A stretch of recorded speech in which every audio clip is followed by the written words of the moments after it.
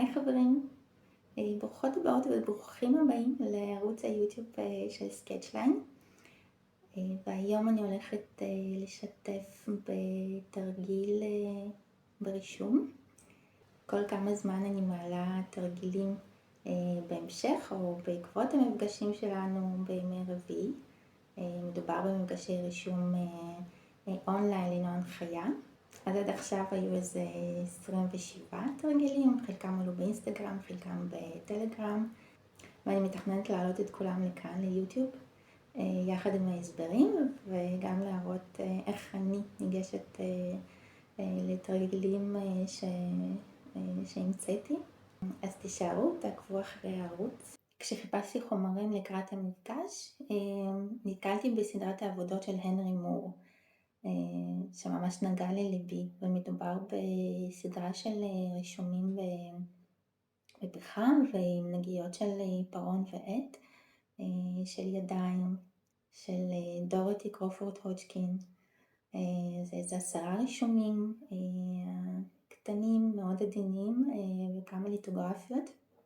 והתחלתי קצת לחקור ולקרוא, ומסתבר שב-1978 הנרי מור קיבל הזמנה מהאקדמיה למדעים, The Royal Society, לעשות דיוקן של דורותי הודג'קין, והוא סירב, ובמקום זה הציע לעשות סדרה של רישומי הידיים שלה.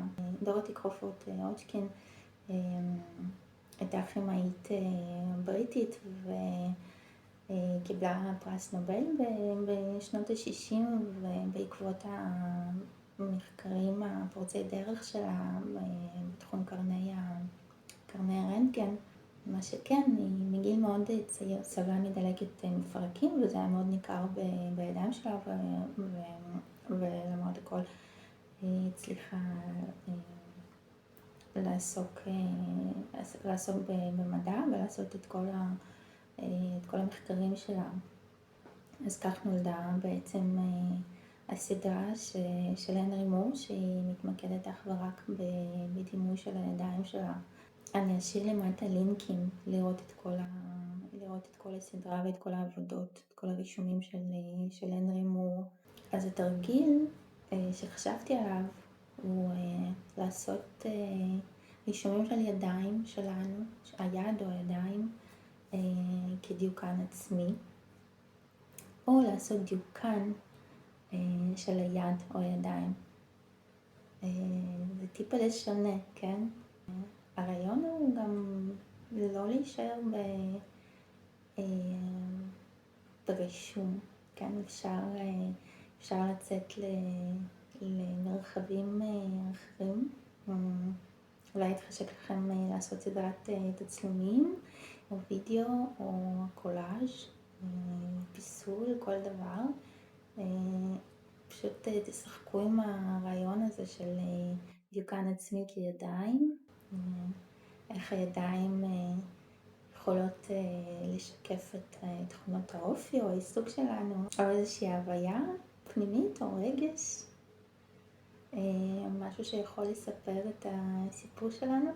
ואם לפתח את הרעיון השני של דיוקן של היד, אז כאן בעצם היד מקבלת את הבמה המרכזית, ואפשר להיכנס לדקויות אולי של טקסטורות, של המראה, מבנה, או כל דבר אחר. אני אראה לכם את התהליך שאני עברתי עם התרגיל הזה, ואפשר להגיד שאני רק בהתחלה, ואפשר לפתח את זה ולהמשיך ולחשוב, זה רק מין טעימה לאן אפשר לקחת את הדברים. בהתחלה עשיתי רישומים של היד, מאוד מהירים, מאוד פשוטים, עבדתי בעיפרון. וזו ממש חוויה, אני חושבת שזו הפעם הראשונה שאני רושמת את היד של עצמי, אז זה לא פשוט, גם לרשום ביד אחד וגם להחזיק את הפוזה. המודל חי, נושם וזז.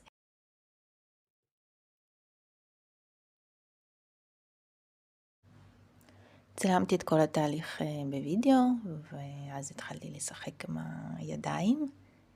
היו לי גם קצת חוטים על השולחן, וניסיתי לעשות משהו עם החוטים והנייר.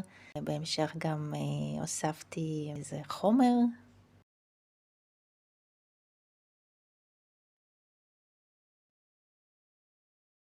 התחלתי להסתכל על החומרים המצולמים. דווקא מאוד אהבתי את הפריימים של היד שלי, רושמת את היד השנייה.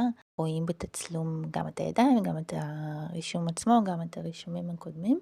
ואמרתי, אני אמשיך עם הכיוון הזה. אני אשתמש בתצלומים מתוך הוידאו, ואני ארשום את היד שלי רושמת ואת הרישומים שאני רואה.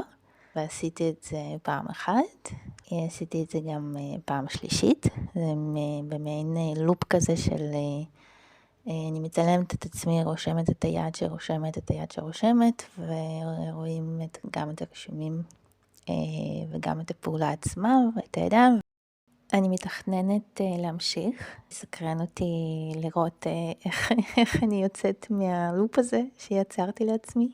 אז אני אשמח לראות את העבודות שלכם, את הסקיצות או רעיונות או מחשבות או כל דבר אחר. אם יצא לכם לחשוב על זה, ונתראה בווידאו הבא.